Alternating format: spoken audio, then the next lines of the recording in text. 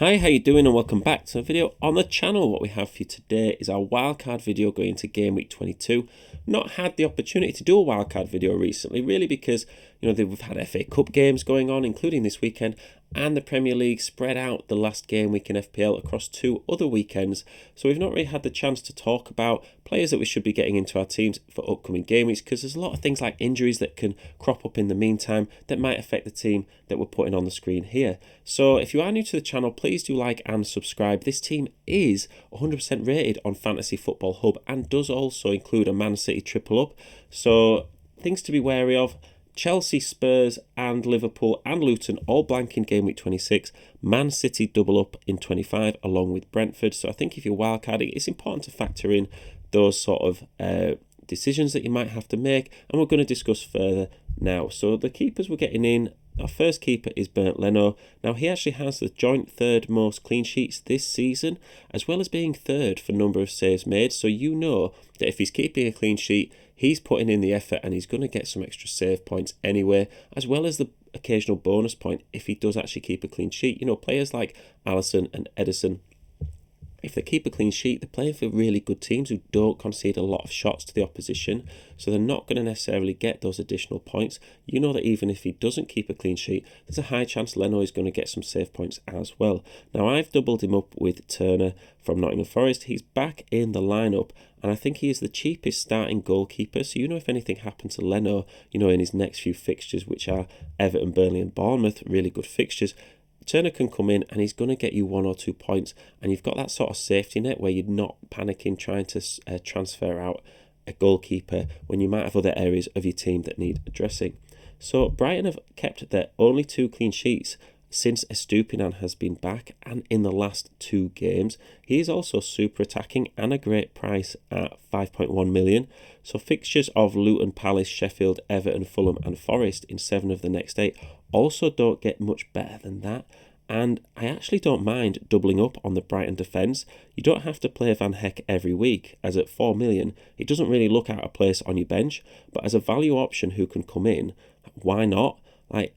Brighton actually play Everton at home in game week 26 when other teams are blanking, which helps the cover for your starting lineup if maybe you've got 1 or 2 players who don't have a fixture that game week. Now, even with a blank in 26, I think you've got to pay attention to Pedro Porro.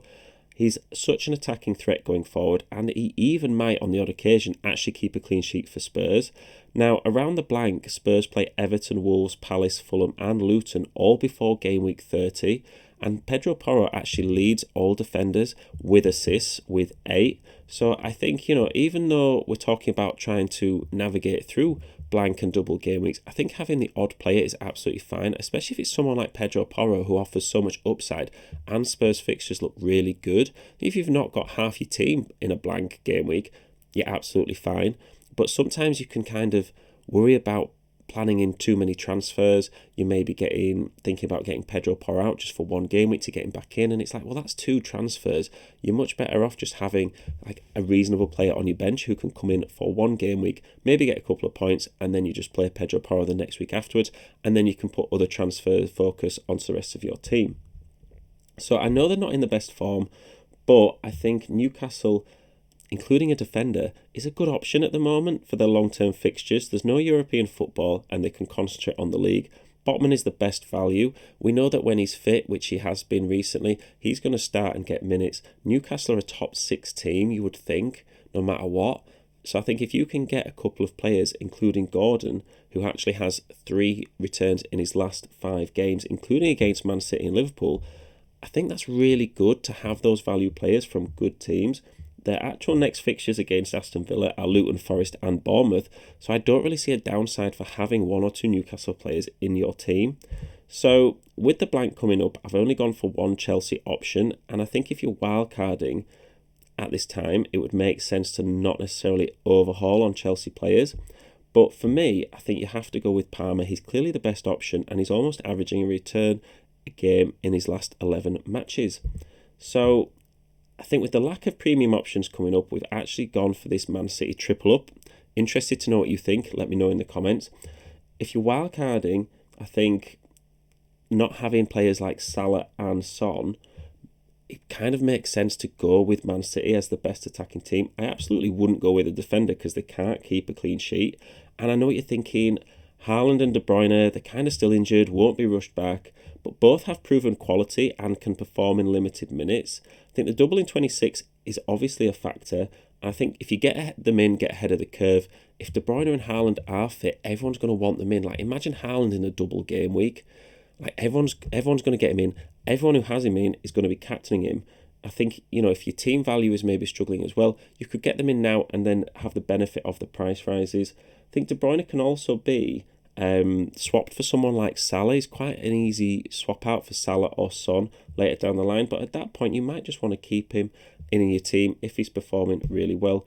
I'm also sticking with Jarrod Bowen here. Now, he's essentially a striker listed as a midfielder this season. He's got 11 goals so far, which is his most ever, I think, in the Premier League. The fixtures are mixed, but he has scored against Spurs, Man United and Liverpool this season, so even in inconsistent fixtures, Jarrod Bowen has shown that he can perform.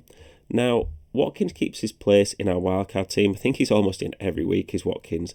Now, despite he's not got any goals in his last 4 games, he actually didn't score in his first 5 games of the season as well, but has ended up so far with 20 returns in 21 games. So even if he's not scoring, he is assisting, and he is someone who can kind of go off on a couple of goals at any given moment. I think if you've had him in for a while, I would definitely keep him. 8.9 million if you're getting him in fresh. It's maybe a bit steep, kind of depends on how the rest of your team's looking and where you want to put your transfer value in. Now, my final striker is Ivan Toney. Now, he, in his Premier League record, does have a goal every 2 games, and that's pretty good, to be honest. He's only 4% owned, so it's a massive differential. I think if Ivan Toney was available from the start of the season, he would definitely be more than 4% owned, especially at a price of 8 million. And he also doubles up in 26. Now, yeah, those games are against Arsenal and Man City, but I think Ivan Toney is the sort of player that if Brentford score, Ivan Toney scores, and he's involved in a lot of the goals going forward. So I would seriously consider him for your wildcard team. My final player on the bench is Trusty from Sheffield United. He's just a cheap player. You're never going to use your third bench option. I think even with the blank coming up, I think he is someone who at least plays. So if you did need him to come off your bench, you'd like to think he'd maybe get 1 point, which a lot of the ranks are still really close in FPL, and 1 point can make a difference, to how you're doing in your mini leagues. So, like we said at the start of the video, this team rating is 100% on Fantasy Football Hub. Shout out to them. I just think that's really awesome, to have a team that would be 100% rated on paper. Obviously, there's a lot more variables that can come into it, but I think it's a great starting point if you are having a team that is that high rated. Now, the value is a little bit over 100 million. We do try and keep the value below 100 million when we do these videos, but I think if you're watching this video, you're kind of an engaged FPL player. So maybe your team value is a bit higher than 100 million. You've maybe had someone like Palmer or Bowen in for a while before all the price rises. So actually, if you don't need to transfer those players in, your team value of the amount of players you need and their cost will come down a bit naturally. So I think it's okay to go a little bit above 100 million at this stage of the season. Now, the strengths are that it plays the blank and double quite well. We've got a couple of blank players, not too many that can't be covered. And we've already got in 4 double game week players for 26. A lot of them are players that people will be talking about nearer the time as options to get into your team. And the triple Man City kind of links into that as well. You've got 3 players from the most attacking team in the league. Now, the weaknesses also kind of link into this, because triple Man City, I wouldn't normally recommend to get 3 players from the same team, especially all in attacking positions. But I do think they are the 3 best options when fit for the best team. And with the lack of other premium options knocking about in Fantasy League, I think it's okay for at least the short term just to have these players in and see how it goes.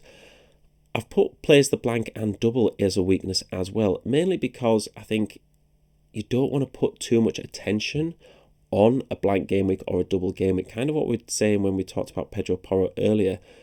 If you're planning too many transfers and you sort of put all your eggs in that basket, you can kind of forget about the present and the good fixtures that teams might have around that blank and double game week, and you don't really want to ignore those. So if you were getting, if you were making transfers for a blank and double, you were taking points hits and you were taking players out that you'd want back in immediately, that's not a good strategy. If you can plan ahead, if you're wildcarding now, great, but I would be careful if you're not wildcarding and just having single transfers. So let me know what you think about the team. Would you make any changes? Would you triple up on Man City? Let me know in the comments. As we said, please do like and subscribe. We're a small channel trying to grow, and your support, it does make a difference, and it is really appreciated. So thank you very much for listening. Good luck in this game week. Keep a lookout for my game week preview video that will be coming out in the next couple of days as well, which talks about my own team and how I'm doing in the league. Currently top 50k, and I will see you in the next one.